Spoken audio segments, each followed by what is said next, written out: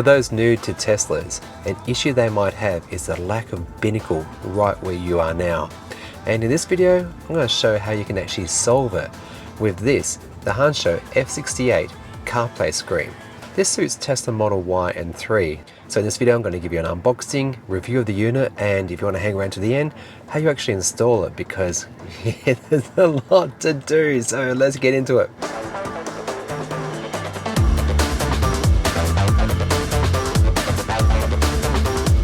During the month of November, use my referral code to save 30% on anything in the Hansshow store. Let's do a quick step around through the settings and I'll tell you what's what and what's not. First up, this is one of two displays. You've either got your speed front and center here, or the other way, you've got the animation and your speed. I much prefer the first one because the odometer is nice and large. In fact, it's larger than what you get in the Tesla, and it's addressing that issue that some people have, not me, but some people do, that there's no speedometer right in front of them. So if that's you, this is your screen for you. On my preferred screen, you've got the amount of power the motors are actually producing, your current trip including average speed, and tire pressures. The other screen is great in that it actually shows you things that are open, like doors, say, or the bonnet, the boot, you name it. And that's not actually seen on the other screen, so yeah, just know that. Car status, like turn signals, headlamp, seatbelt status, external temperature, speed limits, battery state, current speed, and this super awesome feature is that when the front sensors detect something, either with a setting of low, medium or high or close, I wouldn't recommend close by the way, it automatically would change from whatever screen you're on over to the camera view. So if you're the person who doesn't maybe care so much or use the ultrasonic sensors, or maybe you've got Tesla Vision, yeah, it's coming to Australia soon, folks, and if you've seen the videos, it's quite bad, it's very bad. So to address that, you get this sort of camera system, and now you can actually see what's coming at you. So if you've got something low on the ground, let's say, maybe it's a lawnmower in your garage or a bucket or something, like at the moment we're redoing our garden, so there's garbage in there galore. The ultrasonic sensors, I think, will pick them up, but Tesla Vision won't. So this actually addresses that shortcoming that some Teslas have right now. You've got Android Auto or Apple CarPlay in either one or two displays, full screen, or my preferred option here, where you've got the speedometer and other status stuff to the right. You've got an always on camera display if that's your juice. And once again, this can either be full screen or with the speed and stuff to the right. Under settings, you can choose kilometers or miles, PSI or bar. You've got your language, time zone, time difference, centigrade or Fahrenheit, your car color. In the display menu, you've got theme, which can be either auto to match your car, dark mode or bright mode, aka white. The user interface is what I spoke about before, and screen brightness is linked to your car. Volume, because it has that speaker inside of it, it's going to actually handle stuff through there, so don't do that. Music volume, on the other hand, is going to connect to your car, so you can pipe the sound through there, so you've got to have it actually turned up. Now, annoyingly, when you get in, it's going to start playing stuff from your phone through that little teeny speaker. And my brother chose Howard, the middle boy, to play the heartless outlaw. And yeah, bad, very bad. So you connect it to the car and it sounds fine. Plastic tarp into a raging. A stuffed alligator snapped at our heels. In camera, you've got either normal or full, and that's going to stretch out the picture, so it kind of distorts it. So that's always an issue. With radar, you've got high, mid, low, or close, and that's going to vary whether or not it activates the camera automatically. So I recommend you set it to high, because with close, it comes on way too late. Alright, and that's all the menu system. Let's now do the installation. Before you start, do these things first. Get the steering wheel out as much as possible, open up all the doors and bonnet, and finally go through car controls, safety, and power the car off. That way it's nice and safe for you to work with, that is to say there's no electricity going through the low voltage system, and also, yeah, you've got ready access to the car because you're going to need it. Behind this cover there's 3 little bits of plastic, so just get your pry tool behind it. Next step is we're going to remove this little piece of panel. So we're going to just pull it out where the clip's there. then we're going to go up, smooth the rubber out the way a little bit, and you're done. After removing the side panel and stuff, we're going to take out this because we're going to need to actually get to back here, because we're going to pass the camera feed cable through here. Repeat on the other side.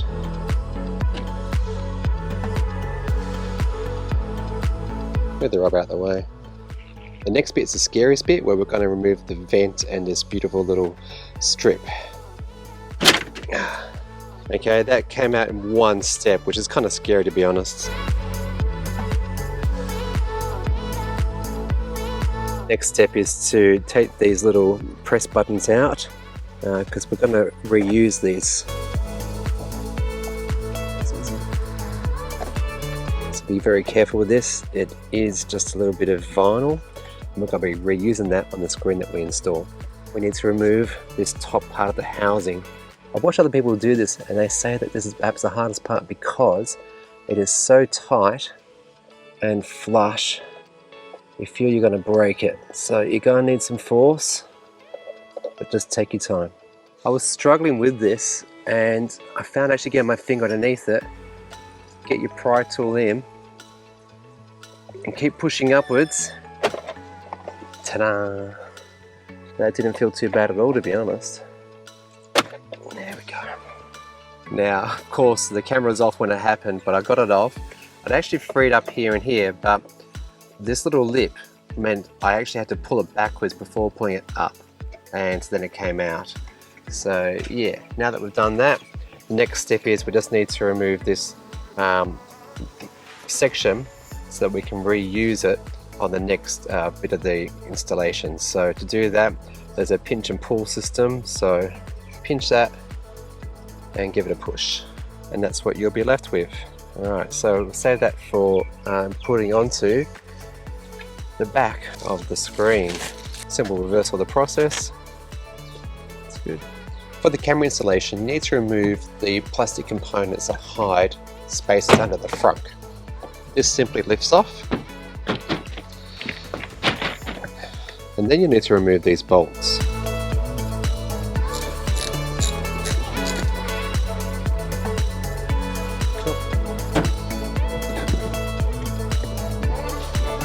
I just broke that. I did. That's alright.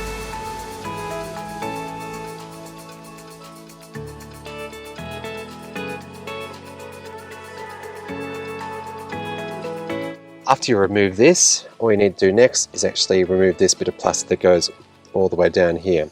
So to do that, there's only one little point behind there, so just get behind it and pull it away.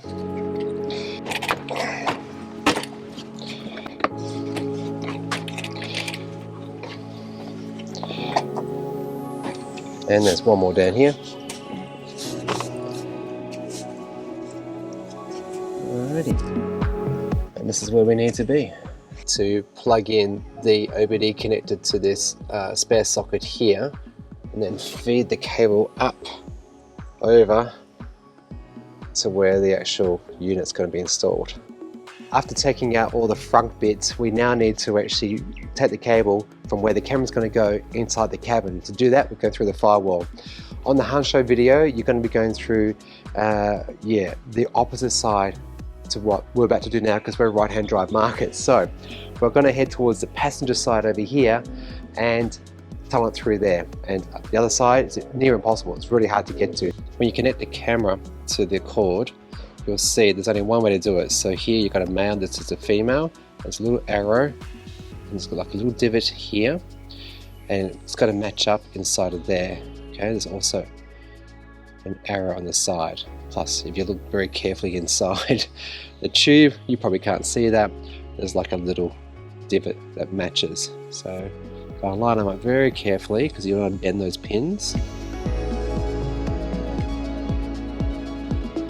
And just with some gentle pressure, you should be able to connect it. That felt good.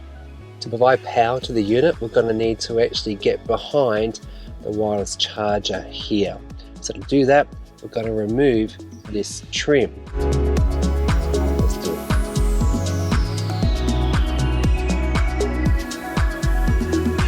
I'm not giving you the root finger. I bloody well hurt myself trying to get that center console out.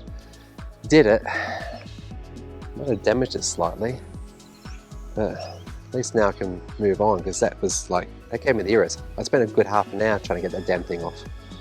They make it look easy in the video, but it's not. It's not easy, that bit. The only way I can get this harness through to down under there was using some yellow tongue, taping it and hoping that when I pull this through, it will get down there in one piece. Basically, I have to get the cable through there, and I've done that just by using a bit of yellow tongue. Went down there, right side the column, and it's come out under there. So now I've just got to feed it over to there.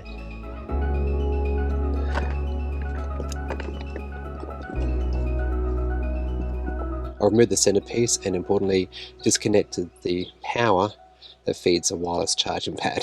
We're going to plug in the harness to the car. So again, female, male, and then this is a thing that's going to reconnect to the wireless charging pad. So there's only but one way with this.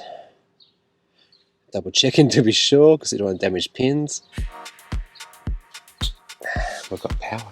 We've got power. It's coming back. Let's put my foot on the brake. Oh my gosh, that was lucky. Alrighty, things look like they are working. We're in Chinese, so let's fix that up, shall we? We're going to put everything back, and it's essentially you can reverse everything you just did. So let's quickly do that now, and I should be able to work out the English Chinese thing soon.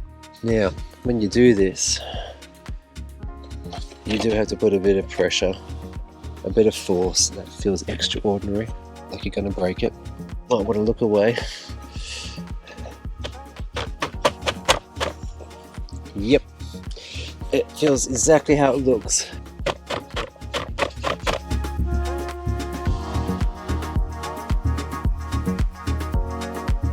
Final thoughts. I've got to say, it's good. The display resolution is brilliant.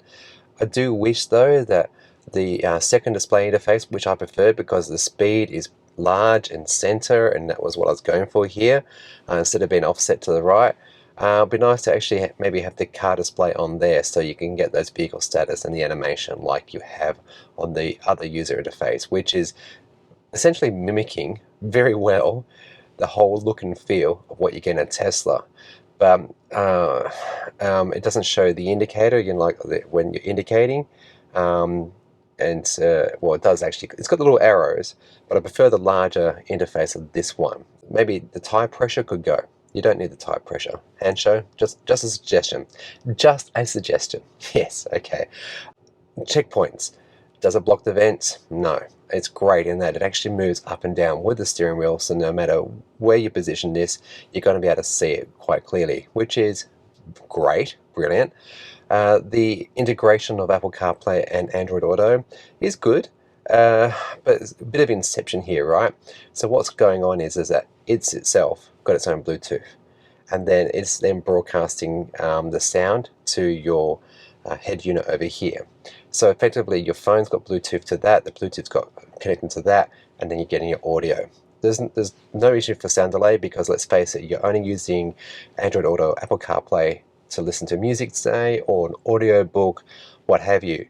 But importantly, for those people who like to use Waze, lots of people do, this is, I think, a game changer for them. In my testing, I found that it was confused as to where it was. It said there's no GPS despite it being connected to my phone. It would work, and then other times they're like, no GPS. Not very sure about that. I guess the guys from Hansshow can look into it, because this can be updated. It's actually got that little USB connection, and any issues with it now, say, it might not be in the future. In terms of ease of installation, well, it was a mixed bag. Taking off the dash here, that was easy. Doing the actual front and the camera install, that was surprisingly easy. A bit difficult going through the firewall with the little grommet, but got there in the end. And The hardest parts were definitely removing this center dash here with the wireless charging pad. I actually damaged my car just a little bit doing that, so that's really unfortunate. And then when I was putting everything back in place, it only took me about 20 minutes. It was quite quick. But the hideaway was being stopped, slowed, or just ruined completely by the cable harness underneath the wireless charging pad. And I had to take out the whole centerpiece again, which was really difficult because I didn't know this was actually an issue when I first put it in. And to rewire and pull up all the cables with some cable ties to make sure it's well clear of the door that soft closes. And yeah, just a good little learning point that if you're doing this install, check to make sure that that sliding mechanism is nice and smooth and not obstructed, because I spent another half an hour doing that. So I think if you've got some skill, this is not a hard install. I'll give it maybe 5 out of 10. Yeah. But for me, little Mr. I'm going to hurt myself, and I did. I rate this a good 7 out of 10. And that was primarily because of the difficulty removing the centerpiece, and then also the little trappings of, yeah, the grommet with the firewall, pulling the cable through, and yeah, the stuff I've already spoken about. So would I be suggesting you get this if you're thinking about getting it? Well, if you're that person, you probably would actually like this. And I like the fact that it's not too large and it's not blocking the vents, because yeah, super important to me that I get all the ventilation I need, because as you know, I've criticized Tesla. I don't like the fact that I don't get the air straight in my face. This car doesn't do it. So this is not such an issue. Okay, so during the month of November, you get 30% off any purchase in the Hansshow shop.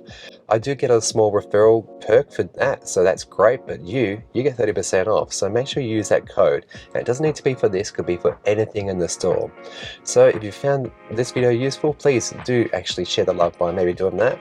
Subscribe, that helps. Comment, like, share, they all help, especially because that way I get more people to watch these videos, and that's super important on YouTube, because people like then Hansshow and others reach out to me and I can give you stories like this. Otherwise, think about Patreon for behind the scenes news and stuff you don't get here. If you like coffee like me, consider a Ko-fi tip. Otherwise, you be good and you be green.